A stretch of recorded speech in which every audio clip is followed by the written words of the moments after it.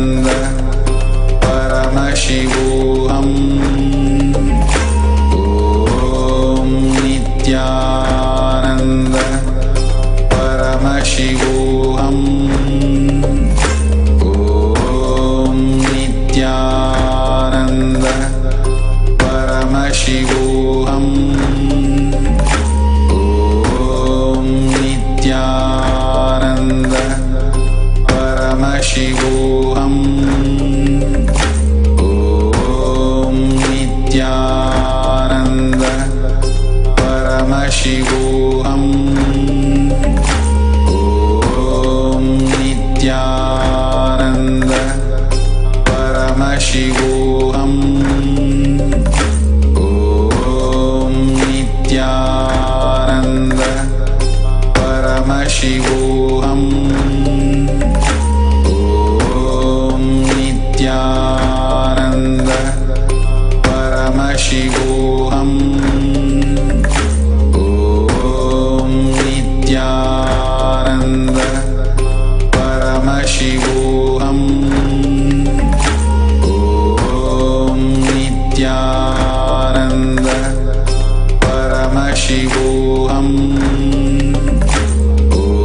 ॐ नित्यानन्द परमशिवोऽहम्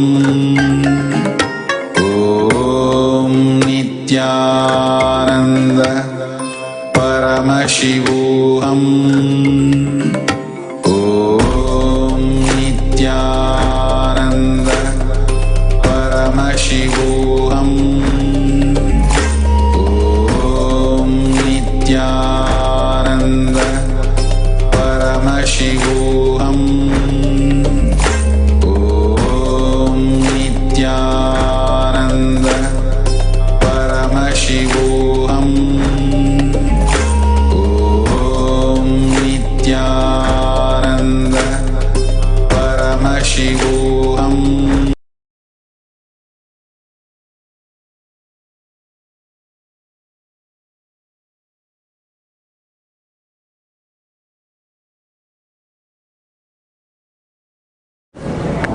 Connecting with the divine with your eyes closed is meditation. Connecting with the divine with your eyes open is darshan. Come, let us all now move from meditation to darshan. Slowly, very slowly, please open your eyes. சுண்ணாம்பு போல சுருச்ச மோகத்துக்கு எங்க சூரிய நர்வமோசம் எங்கெங்கே வச்சிச்சோ வெத்தல போல விரிச்ச மோகத்துக்கு எங்க சந்திர நர்வமோசம் எங்கெங்கே வச்சிச்சோ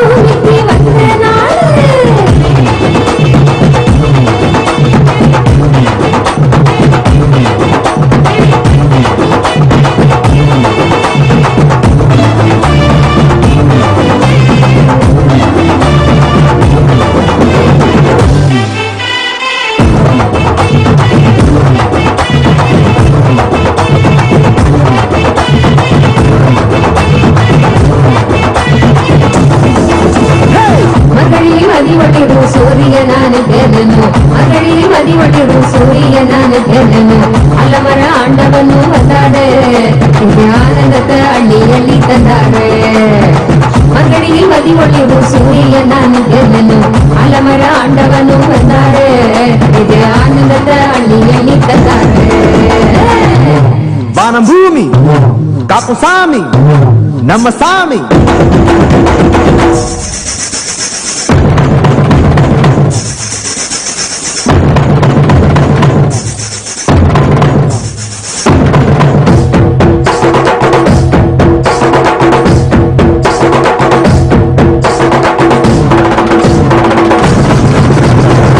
துறவரத்தினமே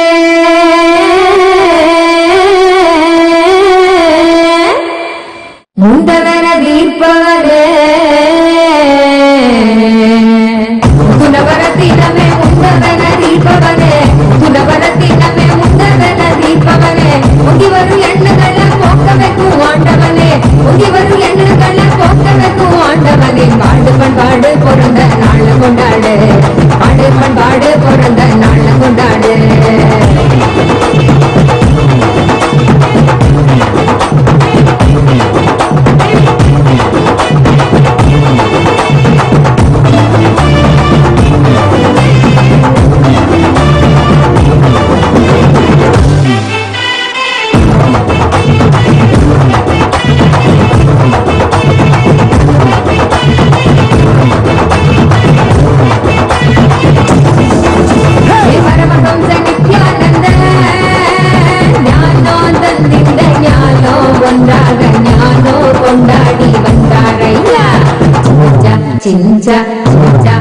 நித்யதாய் போல் பாசத்தில் தந்தை வீரத்தில் தாங்கும் தெய்வமாக நின்றாரையா நித்யதாய் போல் பாசத்தில் தந்தை வீரத்தில் தாங்கும் தெய்வமாக நின்றாரையா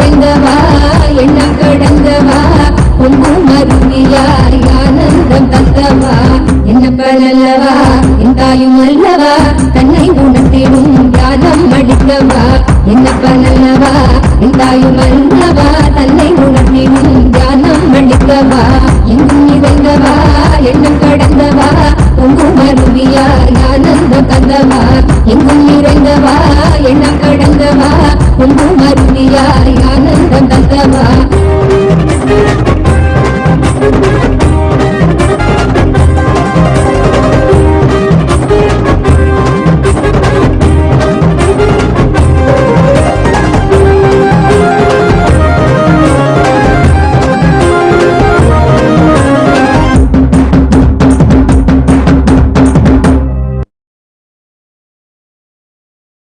என்னப்பல்லவா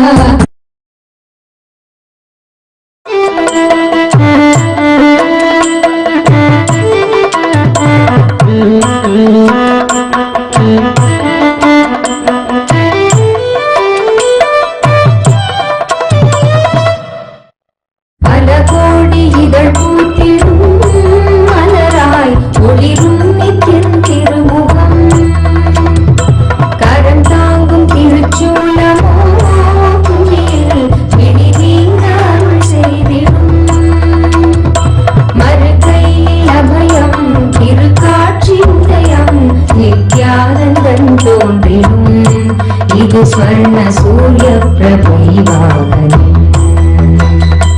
மறுகையில் அபயம் திருக்காட்சி உதயம் நித்யானந்தன் தோன்றிடும் இது ஸ்வர்ண சூரிய பிரபைவாகனம் பல கோடி இதழ் பூத்திடும் மலராய் ஒளிரும் நித்தியன் திருமுகம் கரம் தாங்கும் திருச்சூலமோ புவியில் விழி நீங்க அருள் செய்திடும்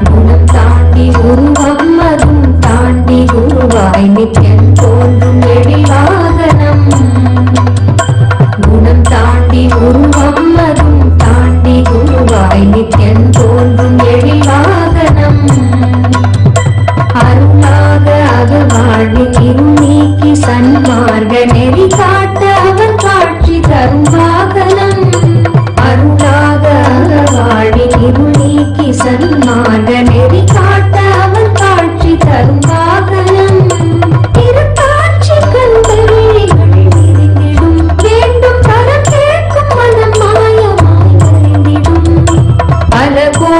இதழ் பூத்திடும் மலராய் ஒளிரும் நித்தியன் திருமுகம் கரம் தாங்கும் திருச்சூலமோ புவியில் விழி நீங்க அருள் செய்திடும்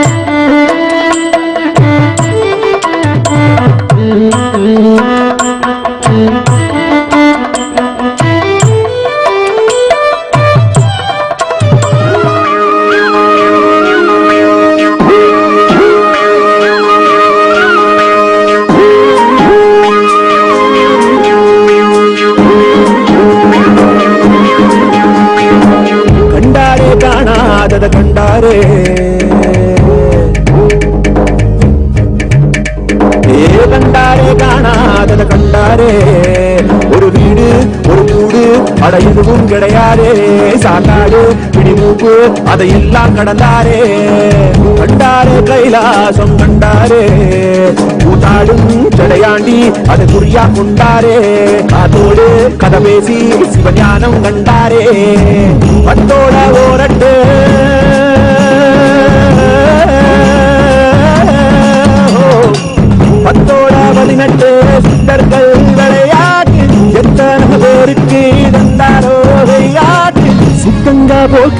சிவம் போக்கு என சொன்னாரே.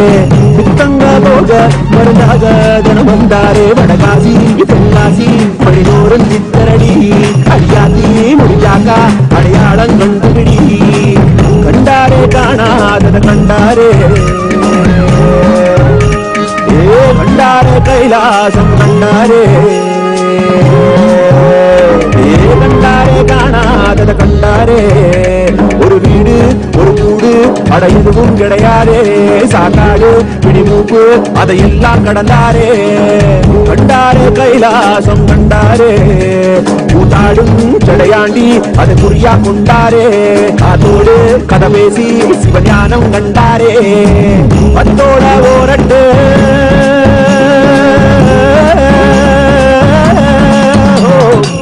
பத்தோட 18 சித்தர்கள் விளையாட்டு எத்தனை பேருக்கு தந்தாரோ விளையாட்டு. சித்தங்க போக்கு சிவம் போக்கு என சொன்னாரே. புத்தங்க போக மருந்தாக தினம் வந்தாரே. வடகாசி தென்காசி படிதோறும் சித்தரடி அடியாத்தி முடிஞ்சாக்கா அடையாளம்.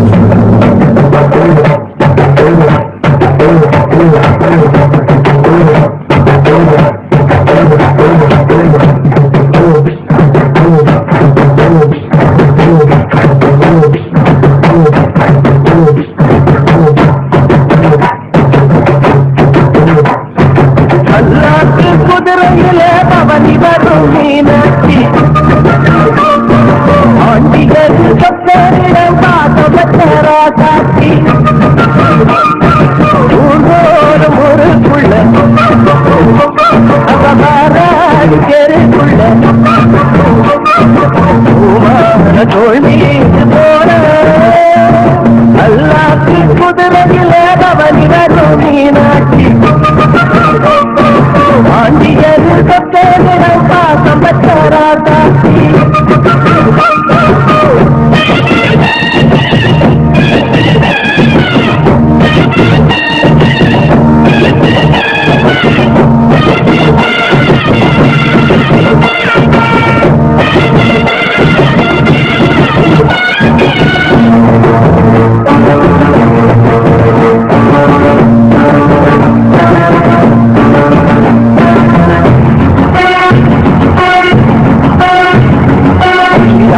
வீரமுள்ள ராசாதிராசனுக்கு பூமாலர் போடுகிறது திருநாள். ஒரு போலேறு போட்டி வரும் பெருநாள். வீராதி வீரமுள்ள ராசாதிராசனுக்கு பூமாலர் போடுகிறது திருநாள். ஒரு போலேறு போட்டி வரும் பெருநாள். மாறாத அன்பு வச்ச மகராட்சி மறையாத எண்ணம் பெற்ற மீனாட்சி. ஊரோடும் பேரோடும் உறவாடும் ஒரு காட்சி. மனசும் மனசும் இணைய ஒரு நாள் திருநாள் பிறந்தது. அல்லாக்கு குதிரையில் கவனி வரும் மீனாட்சி. காஞ்சியது சொத்தரிடம் பாசம் பெற்றதா காட்சி.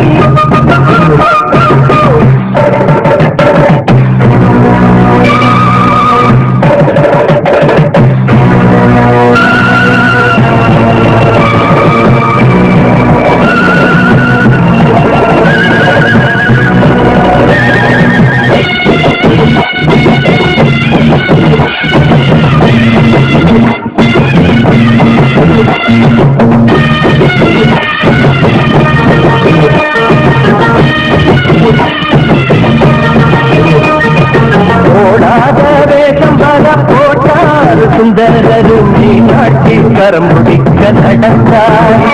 பல மேடாத பாதையெல்லாம் கடந்தார்.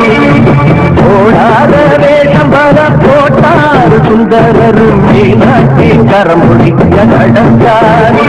பல மேடாத பாதையெல்லாம் கடந்தார்.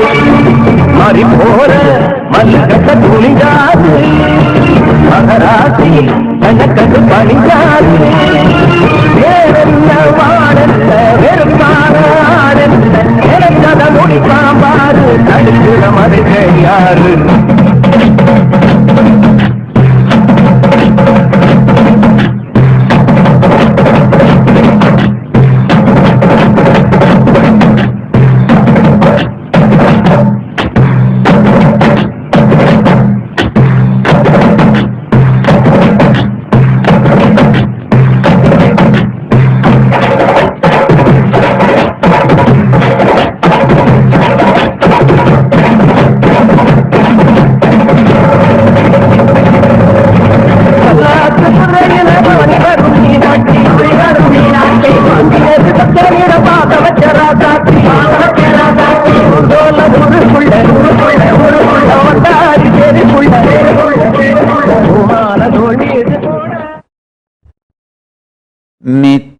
नित्यानन्देश्वर परमशिव समारम्भाम् नित्यानन्देश्वरि पराशक्ति मध्यमाम् अस्मदाचार्यपर्यन्ताम् वन्दे गुरुपरम्पराम्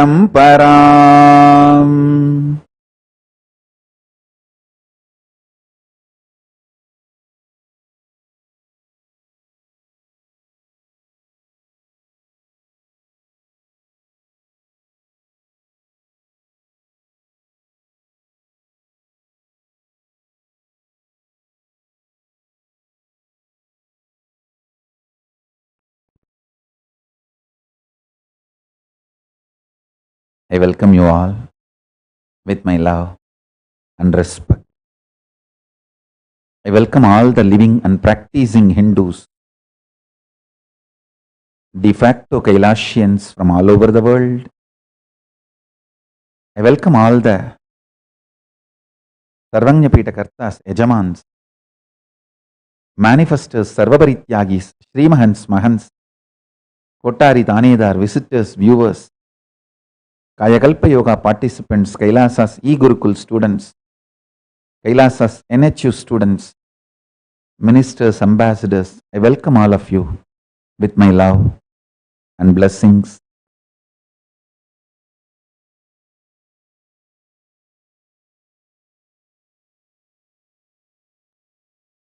Paramashiva's message directly from Kailasa. Listen. First principle of your personal existence is superconsciousness. Listen. First principle of your personal existence is superconsciousness.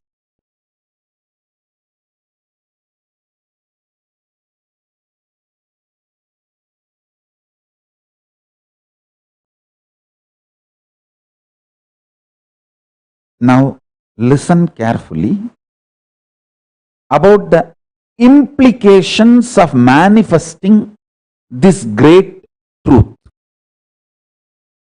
Understand, you need to cognize your superconsciousness not because the benefit this cognition is going to bring, but because it is truth. Listen carefully.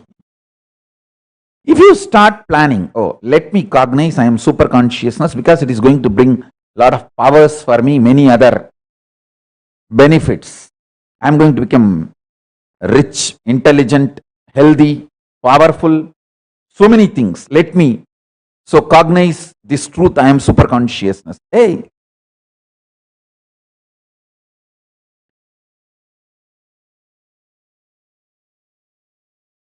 if you believe, if you decide to cognize your super consciousness because of the benefits it is going to bring, it is called Kamya Tapas. Kamya Tapas is okay. But at one point of your life, if you suddenly lose interest over the results this truth can bring, you may decide not to cognize this truth. But if you cognize this truth, your super consciousness, because it is truth, not just because the benefits it will bring, it is called cognizing the Satya for the sake of Satya, because it is Satya. This is the most direct, simple way of realizing and living the truth. Listen carefully. Super consciousness is all about intense life positivity. It does not end when your body ends operating. When your body decides to disintegrate and go back to 5 elements, the superconsciousness does not disintegrate, does not disappear.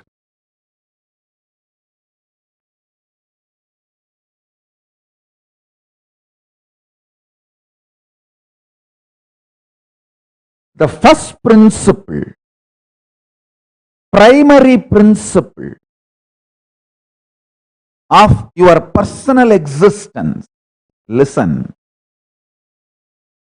I am not talking about your social existence, your economical existence, your political existence, your cultural existence, your linguistic identity based existence, all that is secondary.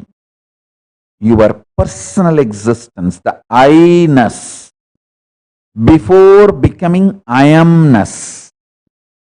Listen, the I-ness before becoming I amness. Just like His Highness, how they use the word His Highness for kings,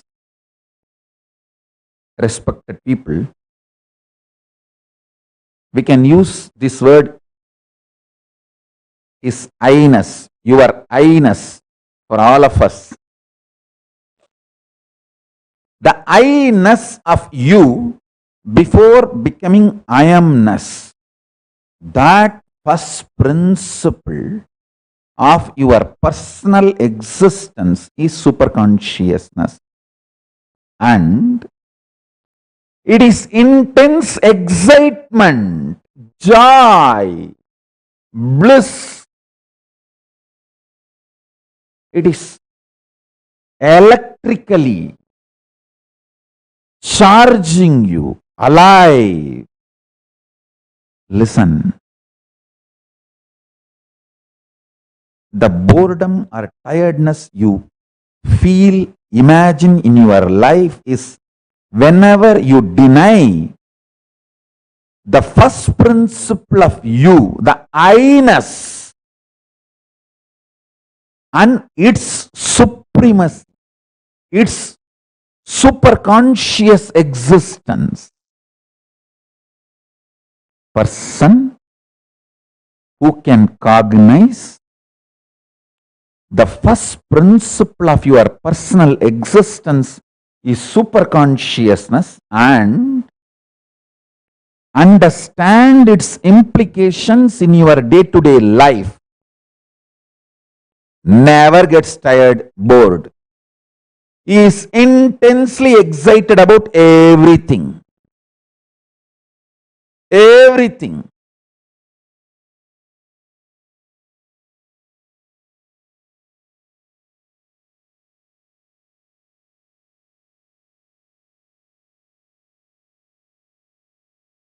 He is intensely excited about everything.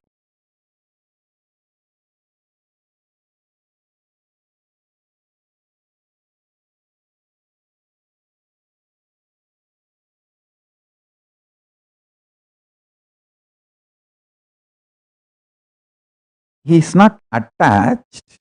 Listen carefully. Attachment raises from insecurity. Excitement raises from superconsciousness. For example, last few days I am sitting and finding out. You will be surprised in such busy routine lifestyle.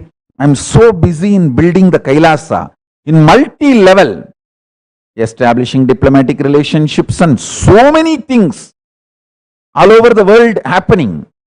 In this busy routine, I was so excited in planning about getting lion cub for Skandamata. I wanted Skandamata to grow up with a lion and peacock. She is Parashakti and Subramanya, means the energy which gave birth to Subramanya. That's Skandamata. She is incarnation of that.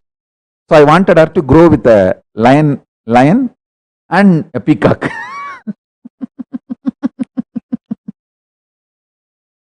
I was Googling and searching how to get the lion cub and take care that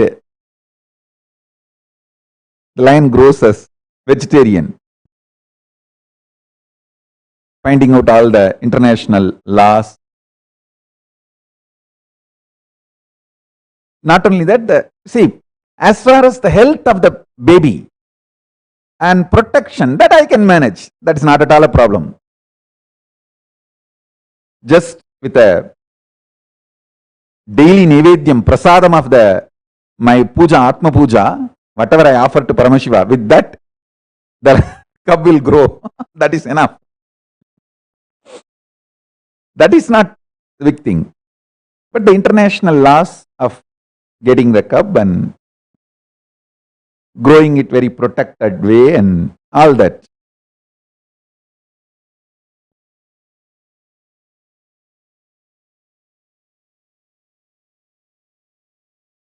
Excitement about everything comes from superconsciousness. Insecurity about everything, attachment about everything comes from denying the superconsciousness, fear. Denial of the superconsciousness is fear. Doubting the superconsciousness is insecurity. Hating the superconsciousness is violence. Listen.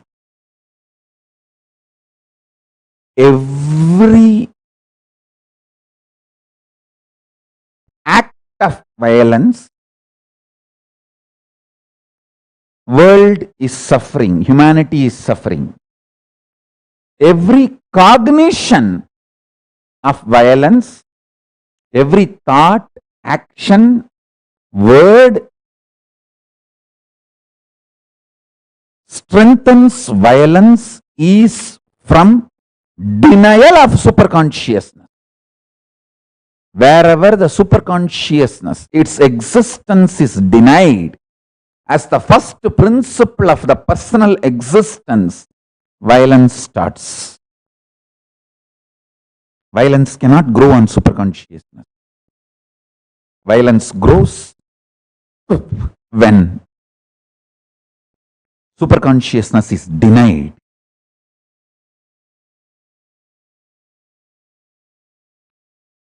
Due to the large amount of superconscious denial, the humanity is suffering so much of violence, terrorism in multi-level all over the world. In social level, economical level, survival level, political level, in multiple level. Today is the International Migrants Day. The important problem we need to address is migration has become a necessity. It is no longer a choice. Why? Why? Migration has become a necessity. It's no longer a choice. See,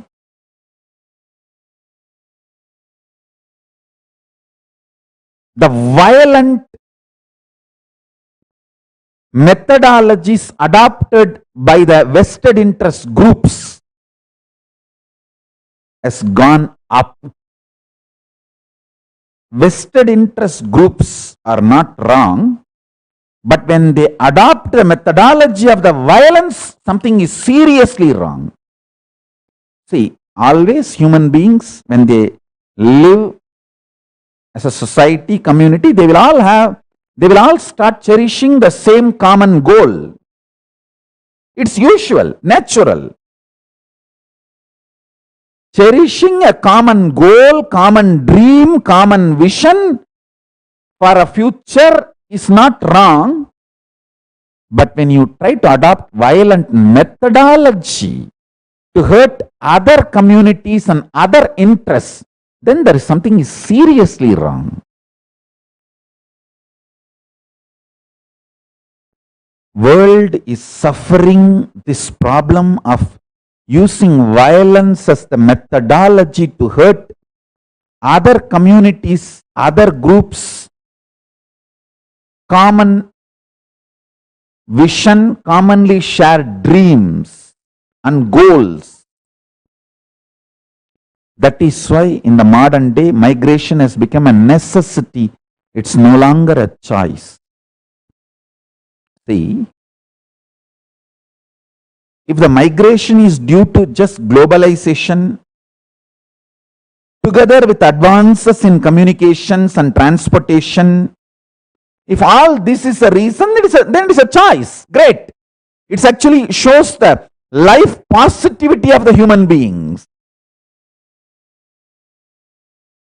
See, if the migration is due to globalization and advances in communications and transportation, and it is due to your desire and capacity to move to the other places, then it is absolutely life positive, should be encouraged, supported, made easy.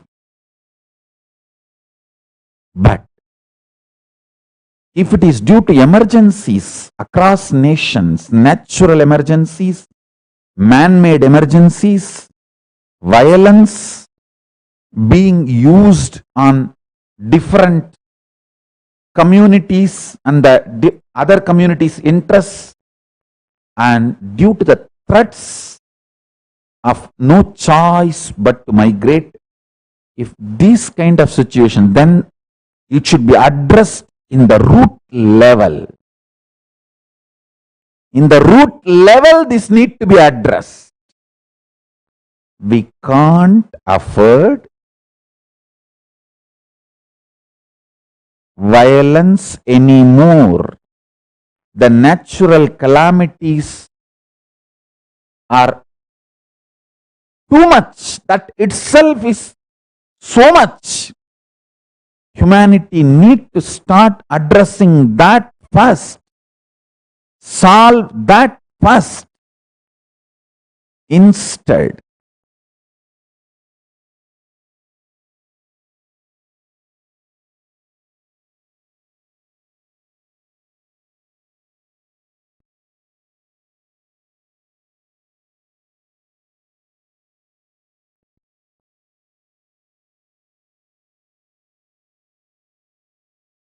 if we are creating the man-made calamities,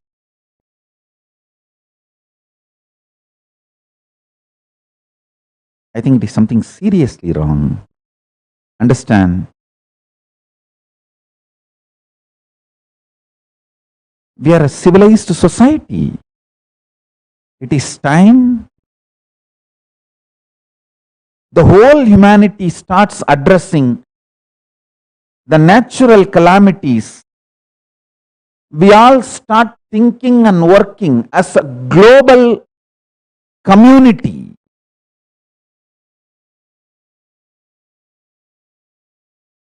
Let's all get mature.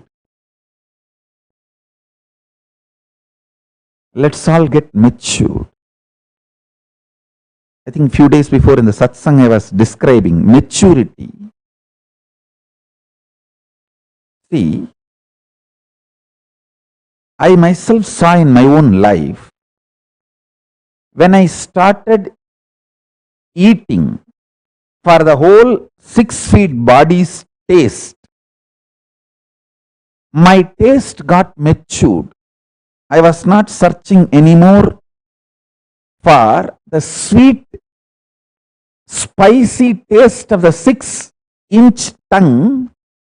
I was focusing more on how I feel whole day, alive, awake, excited, inspired. So that became my first priority.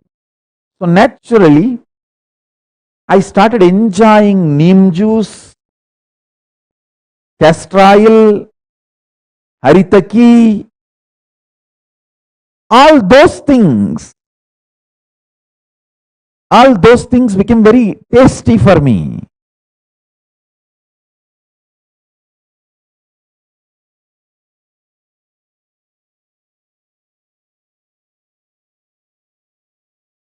Listen, if we mature in our taste, if the human beings start getting matured in our taste, how our commonly cherished goals are dear to our heart, same way for every community, every society, every nation, their commonly cherished goals are very dear to their heart. We should let them live. If we support, enrich, great. If not, at least let them live. Let us live.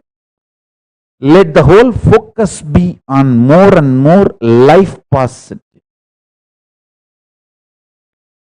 Migration due to globalization, advances in communication and transportation, and due to the desire and capacity, all should be encouraged. But migration due to man-made calamity, I'm not saying stop people escaping from man-made calamity. No, I am saying let us address the man-made calamity's roots and help people to be safe all over the world. Of course, sometimes as a first aid, we need to keep people in safe place, then do the work of bringing peace, trust, all that. Fundamentally, we human beings need to become mature. Paramashiva has given such beautiful planet Earth for us and such powerful superconsciousness which can cognize anything in the universe. We should all be proud about the superconscious possibility we have, only human beings have. We should be grateful to Paramashiva for providing this great opportunity for us.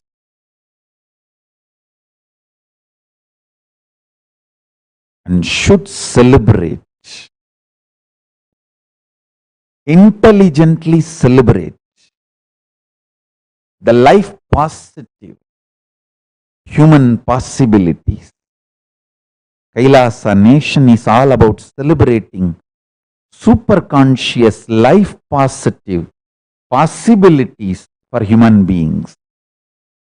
Whether it is a power manifestation science or alchemy science or Hindu medicinal systems.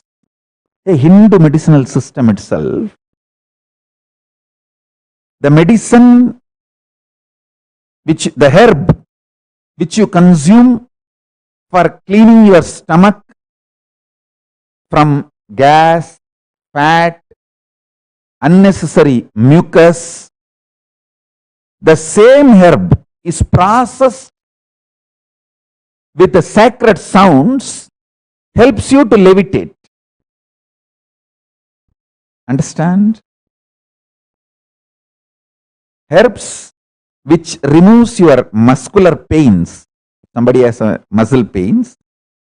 In Hindu medicine, the herbs used, the same herbs, if it is processed with the powerful sounds, mantras, the same herbs can help you build muscles. Herbs which is used to clean your stomach, detox your stomach, the same herbs, if it is processed with mantra and you take it, you can levitate. The whole alchemy science of Hinduism is such powerful, super conscious centric.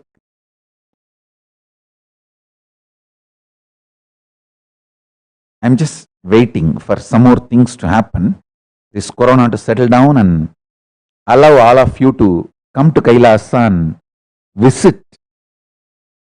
I'm planning for at least 100,000 people settling in Kailasa in next 5 years. And in next 10 years, everything Paramashiva has given to us in Vedagamic traditions and still giving us. Everything should be organized and made available to the world user-friendly way. Whether Hindu spiritual enlightenment science, the superconscious possibilities, Hindu medicine, Hindu physics, Hindu biology, Hindu chemistry, Hindu administration, everything. Everything. That's the way I'm planning for the Kailasa.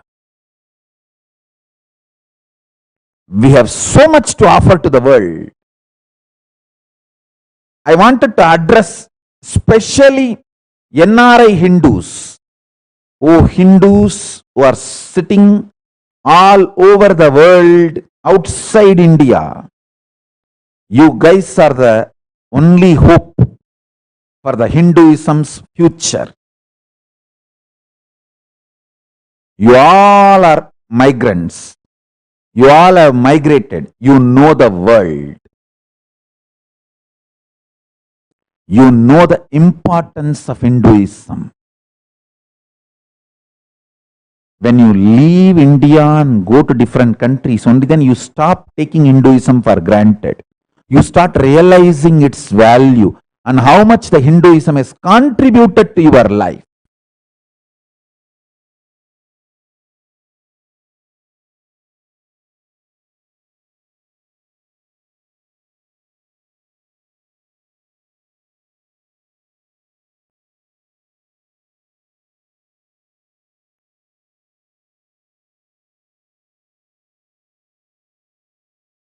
So the Hindus who are spread all over the world,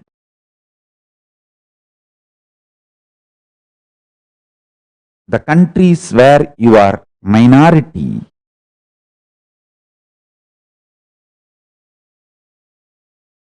officially minority. I personally feel even in India, Hindus are minority. Because of the ecosystem, the anti-Hindus are able to successfully create it.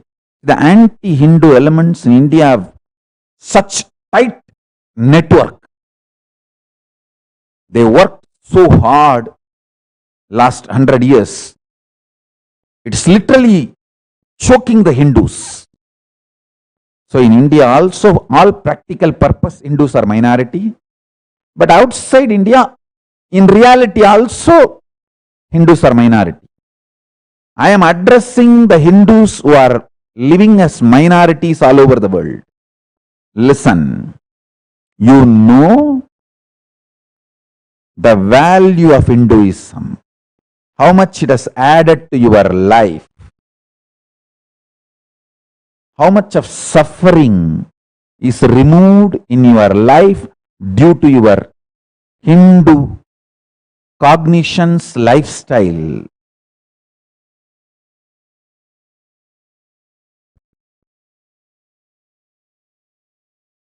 So, I am addressing all of you. Wake up. You all have built thousands of temples all over the world. Great, no doubt, but not enough. We need to build Kailasa nation, just like Jews made a nation for them to keep the Judaism alive, their religion alive.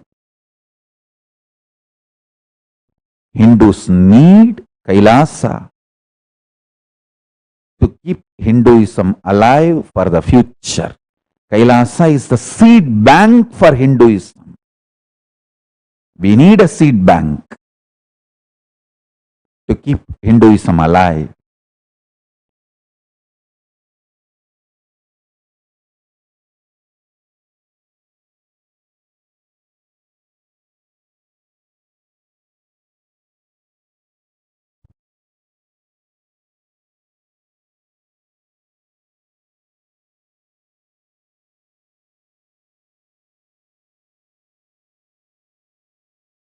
I'm not saying all the Hindu diaspora immediately to move to Kailasa. I am saying wherever you are, plan to support and make Kailasa happen as quickly as possible. If some of you are interested in moving to Kailasa, great. But even otherwise, from wherever you are, see, all over the world, Jews, wherever they are, how they feel the need for the Israel. Same way, Hindus need to first realize the need for Kailasa to keep the Hinduism alive, to keep the Hindu narrative alive, legitimate.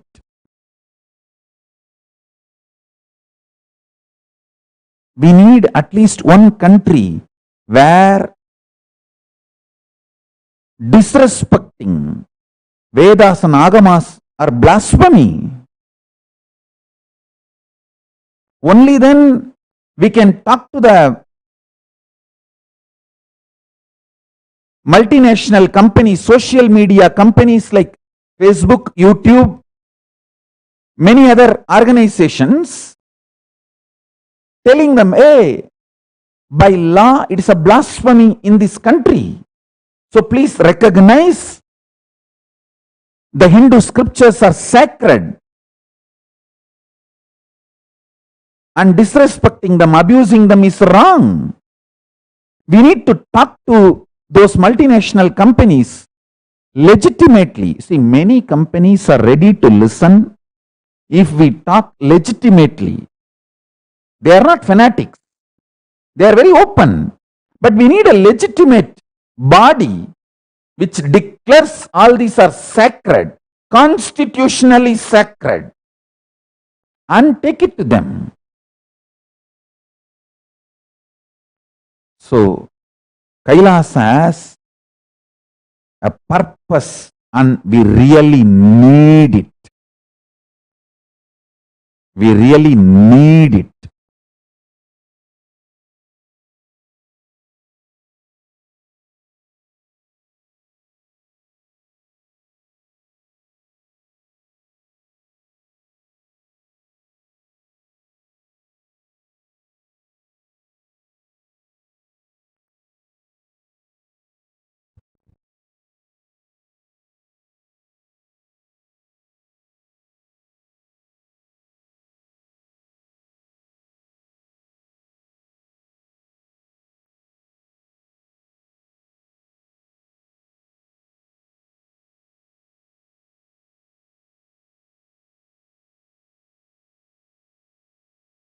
I'm going to give you 1008 reasons why we need Kailasa.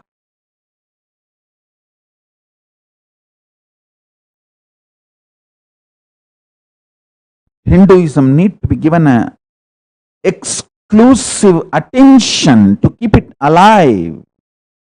It's almost in the intensive care unit. We really need to keep it alive and revive it. We can't afford to play that apologetic Hindu game anymore. We need to be unapologetically Hindus.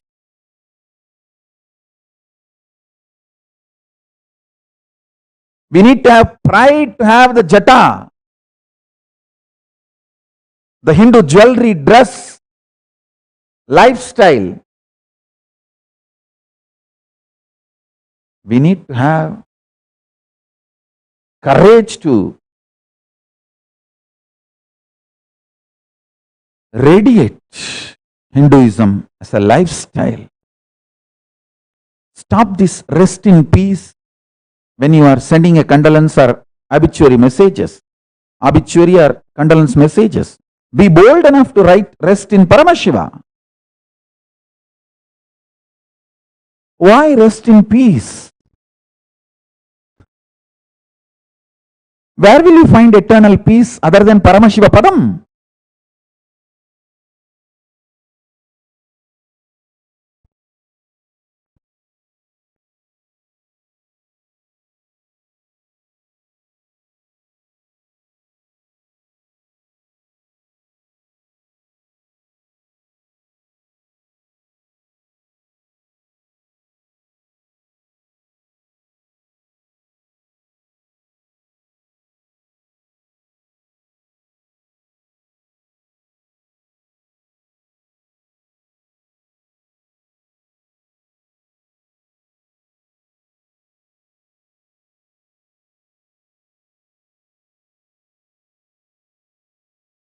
We Hindus need to be unapologetically Hindus.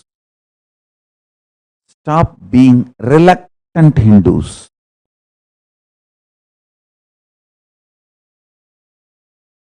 உலகம் முழுவதிலும் அமர்ந்திருக்கும்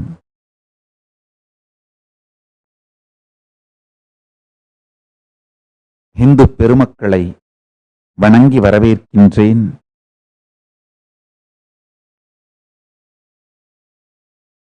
ஆய்ந்து அறிந்து விவாதித்து வாதித்து பல ஆண்டுகளாக பல நூல் வரலாற்று ஆராய்ச்சிகளை செய்து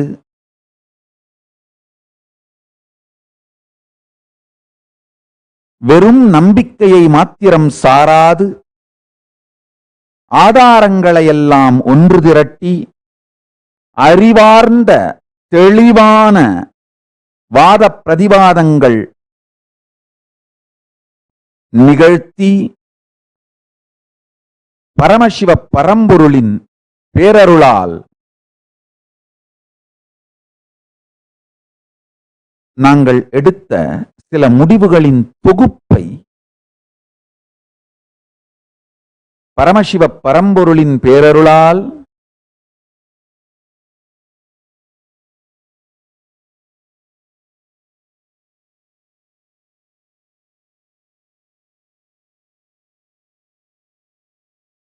உங்கள் அனைவரின் முன்பும் பகிர்ந்து கொள்ளுகின்றேன்.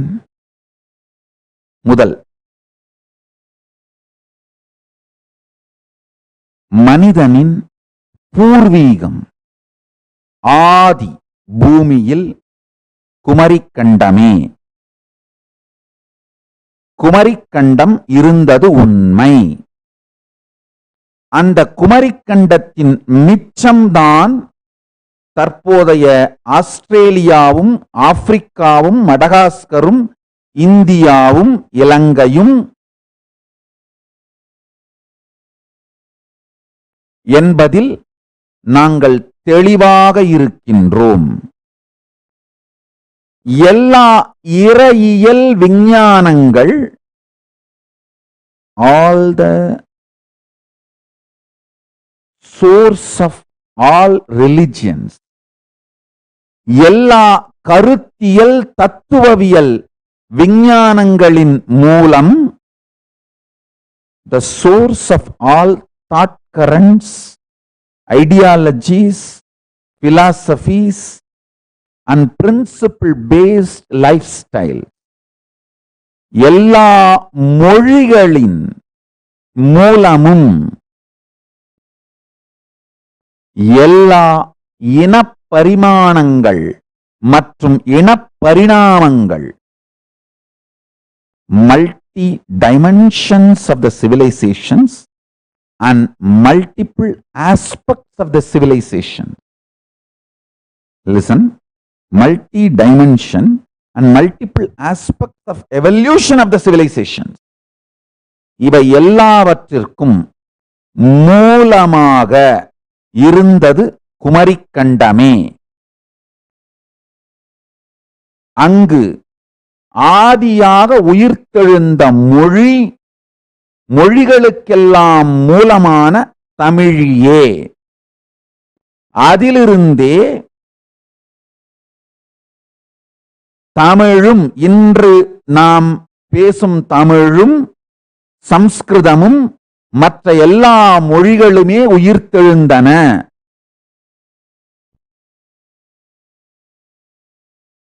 நன்றாக புரிந்து கொள்ளுங்கள்.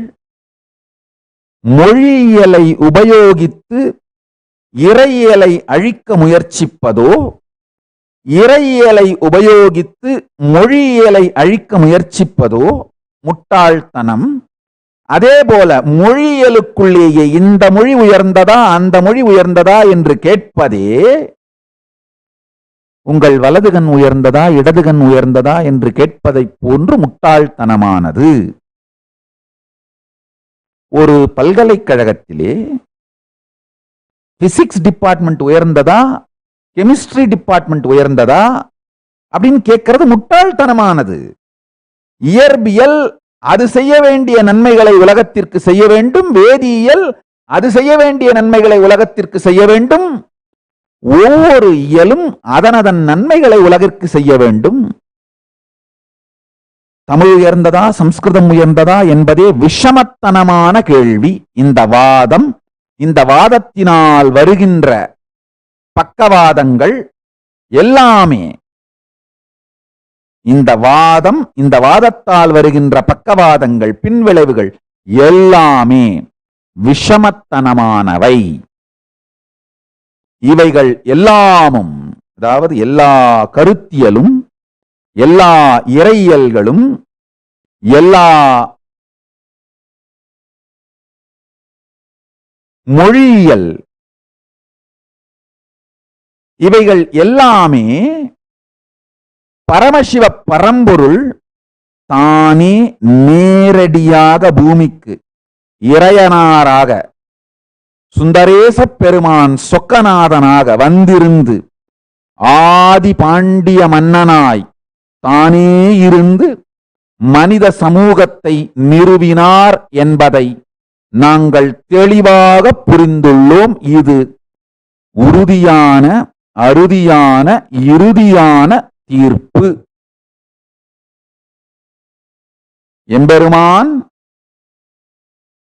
சுந்தரேச பெருமான் சொக்கநாத பெருமானே நேரடியாக இறையனார் என்கின்ற பெயர் தாங்கி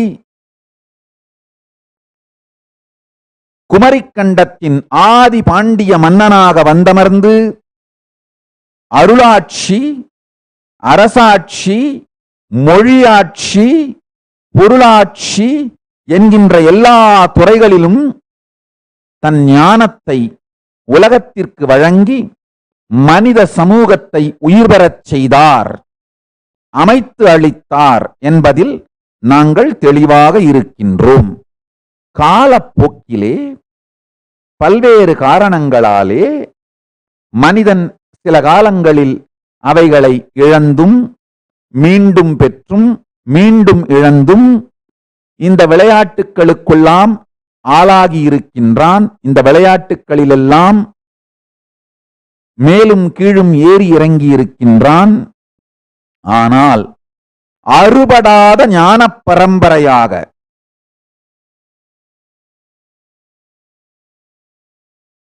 ஆதி பரமசிவ பரம்பொருள் மனித உருத்தாங்கி சுந்தரேசராக, சொக்கநாத பாண்டியனாக, இறையனாராக அவதரித்து அன்றிலிருந்து இன்று வரை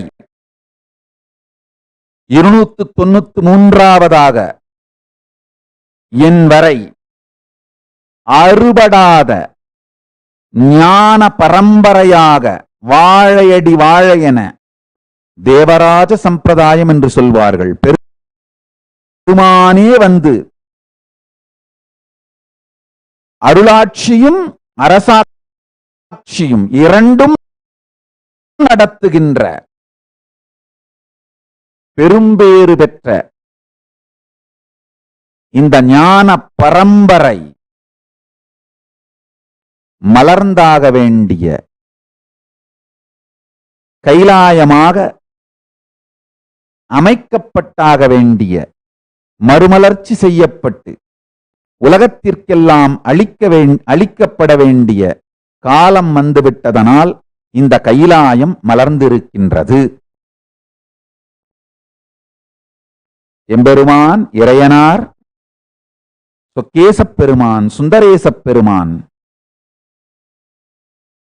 ஆதி பாண்டிய மன்னனாக வந்து இந்த தேவராஜ பரம்பரையை தேவனே மகாதேவனே வந்து ராஜ்யம் நடத்துகின்ற இந்த தேவராஜ பரம்பரையை உருவாக்கி வைத்து மீண்டும் மீண்டும் பல காலகட்டங்களில் தானே அவதரித்து இங்கு அருளாட்சியும் அரசாட்சியும் மொழியாட்சியும் தானே முன்னிருந்து நடத்தி மனித இனத்திற்கு மீண்டும் மீண்டும் மீண்டும் இந்த மிகப்பெரிய ஞான வாழ்க்கை முறை, த என்லைட்டன்மெண்ட் ஈகோசிஸ்டம், ஞான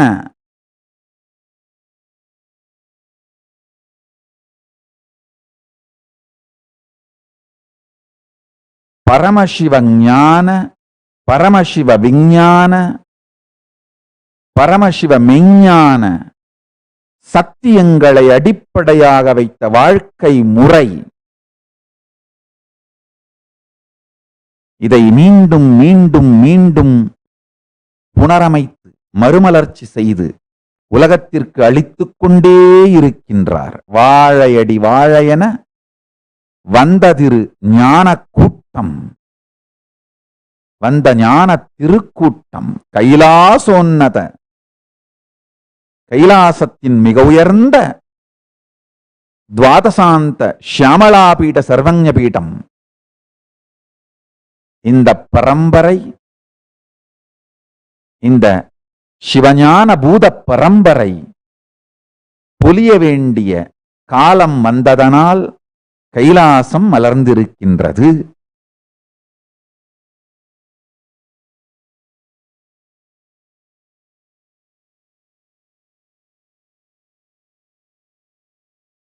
ஒரு லட்சம் பேர் வாழுகின்ற ஒரு இடமாக, 1,00,000 பேர் நிரந்தரமாக வாழுகின்ற ஒரு இடமாக கைலாசம் அடுத்த 5 ஆண்டிலிருந்து 10 ஆண்டுகளுக்குள் கட்டமைக்கப்படும். பரமசிவ பரம்பொருள் குமரிக்கண்டம் செய்தபோது என்னென்னவெல்லாம் இறையியல் விஞ்ஞானங்கள், மொழியியல் ஞானங்கள், அரசியல், அறிவியல், சக்தி இயல், புவியியல், புவியியல் சார்ந்த அறிவு, வரலாறு சார்ந்த அறிவு, ஒவ்வொரு துறையிலும் அவர் அளித்த எல்லா மூல தத்துவங்களையும் வாழ்க்கை முறையையும் சத்தியங்களையும் புனரமைப்பு செய்து அவைகள் மூலமாக மனித இனத்திற்கு எல்லா சாத்தியமான சேவைகளையும் செய்வதுதான் கைலாயத்தின் நோக்கம். 1008 காரணங்கள் கைலாயத்தின் தேவையான், ஏன் கைலாயம் தேவை என்பதற்கான 1008 காரணங்களை அடுத்தடுத்த சத்சங்கங்களிலே விளக்கப் போகின்றேன். முதல் காரணம் இன்று உங்களோடு பகிர்ந்து கொள்ளுகின்றேன்.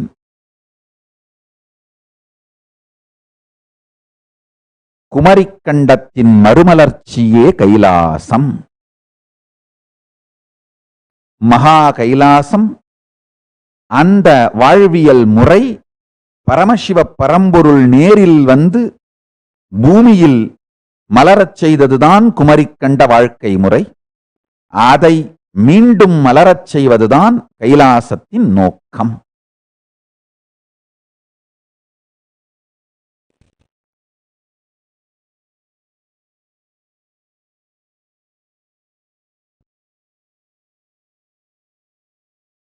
let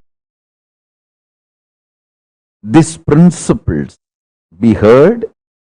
Let the Jivartha Sadas and Vakyartha Sadas happen on these principles. Then I'll continue further in the further satsangs. I wanted to have a meeting with all the Paramashiva Ganas by tomorrow. Please understand, if you are inspired by this why Kailasa and want to be part of the Kailasa from wherever you are, I wanted to create Sarvanya Pitas, like wherever you are, from there you can start supporting the nation building of Kailasa through digitally. Digitally you can support building Kailasa in multiple ways from wherever you are, raising more resources, treasure, time, talent, through donations and various other activities from wherever you are.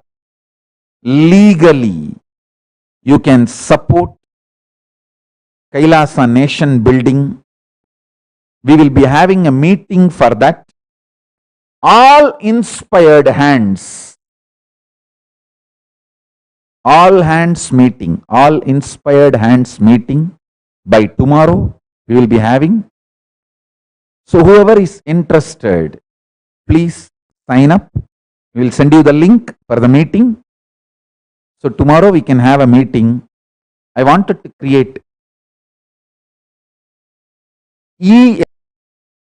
SJPs, Sarvanya Pitas all over the world. Every devotee's house, sincere devotee's house can become Sarvanya Pita. And we can start developing the systematic way of serving Hindus, serving humanity at large, serving the whole world by properly organizing ourselves and integrating ourselves, using our time, treasure, talent intelligently to serve larger number of people and larger number of good of the larger number of people. So tomorrow 10 p.m. Indian Standard Time, 10 p.m. Indian Standard Time, we will be having this meeting, all hands meeting. Whoever is inspired to build Kailasa, you can come and attend the meeting. After attending the meeting, you can sign up for various possibilities and we will start grooming, helping, supporting you. It will be literally building the e-governance system of Kailasa. Kailasa is going to have two governance systems. E-governance will be global. Governance will be centered in Kailasa. Physically centered in Kailasa will be government of Kailasa. And globally, we will be having a structure called e-government of Kailasa. So tomorrow, we are going to have a meeting to build a e-government structure all over the world. So from e-government, we will evolve the government structure. We already have certain structure, but we wanted to expand it and evolve it to the next level. So with this, I bless you all. Let's all radiate with integrity, authenticity, responsibility, enriching, causing, living Shuddhatvaita Saivam, the state, space, powers, being, superconsciousness, and Kailasa of Paramashiva. Paramashivoham, Om Nithyananda Paramashivoham.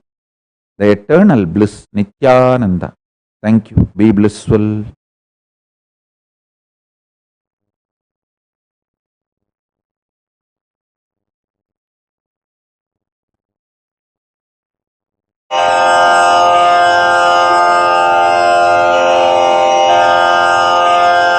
श्रीकैलासोन्नतद्वादशान्तश्यामलापीठारूढ श्रीमीनाक्षि सुन्दरेश्वरा भिन्नस्वरूप परशिवपुत्ररत्न Kumar गुरुमण्यतुल्यावतार Shri Parvati स्तन्यपानलब्धदिव्यज्ञान विश्रुत सकल निगमागमसारभूत द्राविड वेद प्रवक्त्रे श्रीमत्परमशिव करुणा समधिगत मुक्तामय चतुरश्रयान गीयमान छत्र चामर श्रीचिह्न काहलादि समस्त बिरदावल्यलङ्कृत ज्ञान विज्ञान चक्रवर्ती सर्वजन संघ सद्यो निर्वाण दीक्षा व्ययापवर्गवर्ष विश्राण जीमूत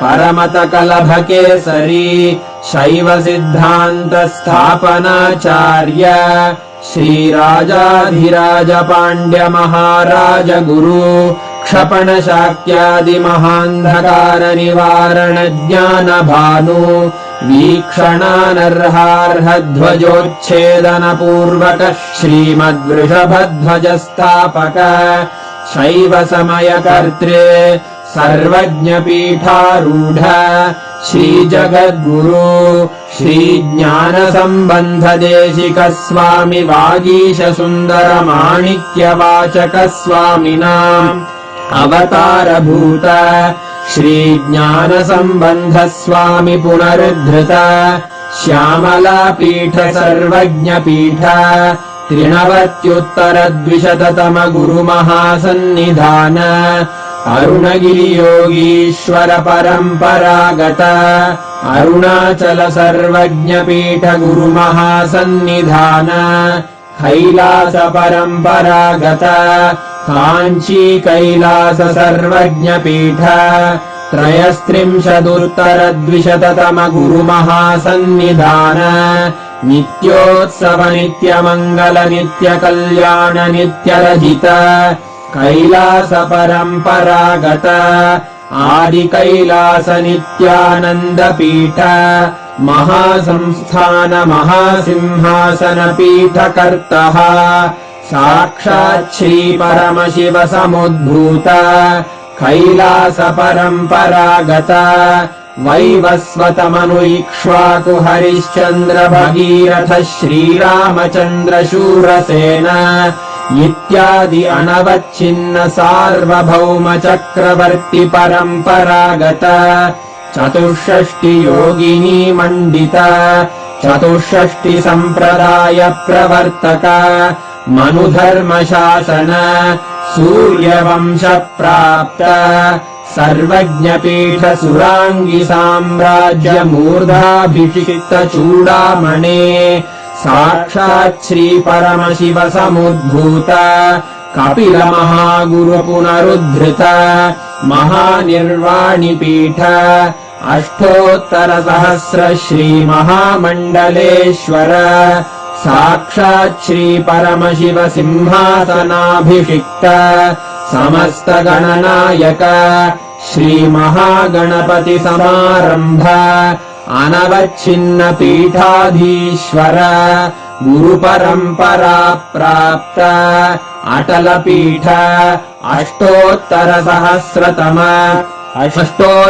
सहस्र श्री अटल पीठाधीश्वर धर्म मुक्ति स्वर्गपुर स्वर्ण पीठ त्रयोविंश गुरु महासन्निधान कैलास परम्परागत आदिपीठ सर्वज्ञ पीठ जगद्गुरो श्री कैलास पुनरुद्धारक श्री कैलास परमाचार्य श्रीमत्परमहंस परिव्राजकाचार्य वर्य सच्चिदानंद प्रणव स्वरूप श्रोत्रिय ब्रह्मनिष्ठ श्रीमज्जगद्गुरु श्रील श्री भगवत् श्री नित्यानंद परमशिव श्री ज्ञान संबंध देशिक परमाचार्य स्वामिन् अत्रागत्य परिपाल्य च अस्मान् विज्ञान वितरणेन विजयी भव जय जय।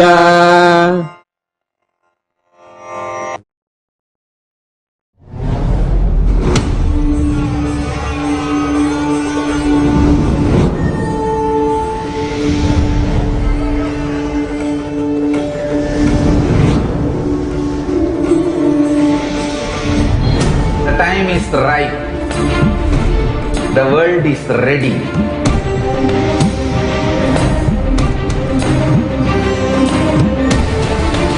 You are going to experience literally Paramashiva.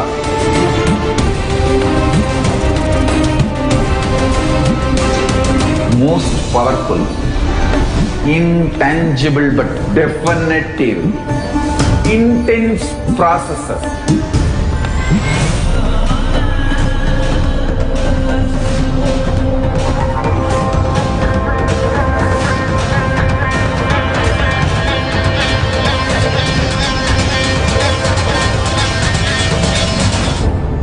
This is the most powerful spiritual nuclear explosion, the strong force of Kailasa landing on planet Earth directly. One thing I can be sure, you will not exist end of the program. I can guarantee that. Only Paramashiva will be there.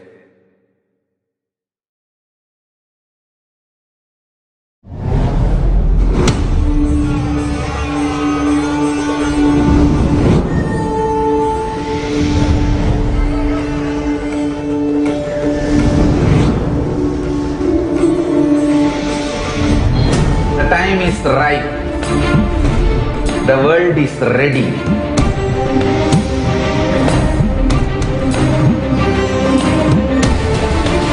You are going to experience literally Paramashiva.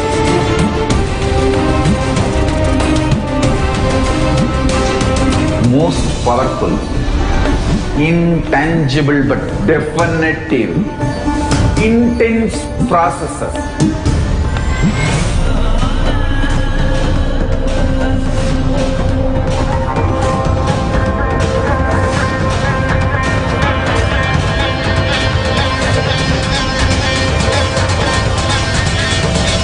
Nityanand परमशिवोऽहम् ॐ नित्यानन्द परमशिवोऽहम् ॐ नित्यानन्द परमशिवोऽहम् ॐ नित्यानन्द परमशिवोऽहम् ॐ नित्यानन्द परमशिवोऽहम् ॐ नित्यानन्द परमशिवोऽहम् ॐ नित्यानन्द परमशिवोऽहम् नित्यानन्द परमशिवोऽहम् ॐ नित्यानन्द परमशिवोऽहम् ॐ नित्यानन्द परमशिवोऽहम्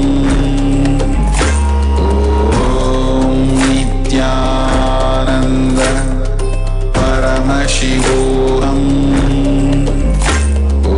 ॐ नित्यानन्द परमशिवोऽहम् ॐ नित्यानन्द परमशिवोऽहम्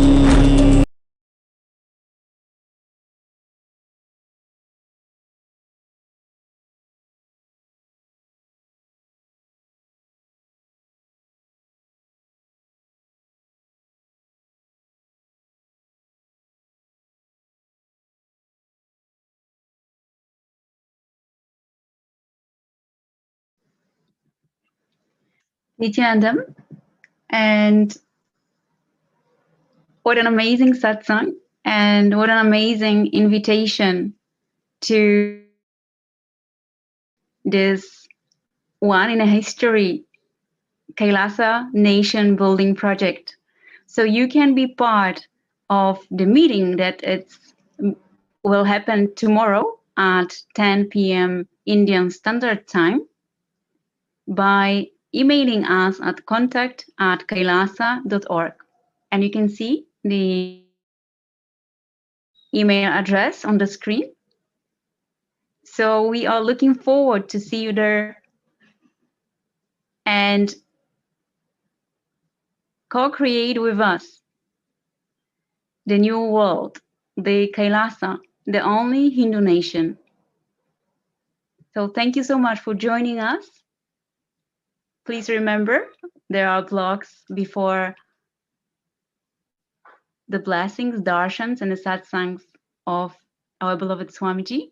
So please join us for Vakyartha Sadhas to explore and enhance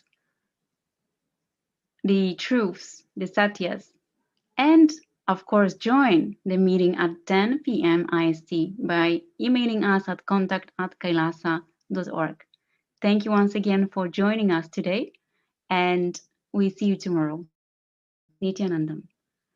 Om Purnamada Purnamidam Purnat Purnamudachyate Purnasya Purnamadaya Purnameva Vashishyate. Om Shanti Shanti Shanti. Hari Om Tat Sat. Bhagavan Shri Nithyananda Parameshwaram Parukar Pranamastu. Om Nithyanandam.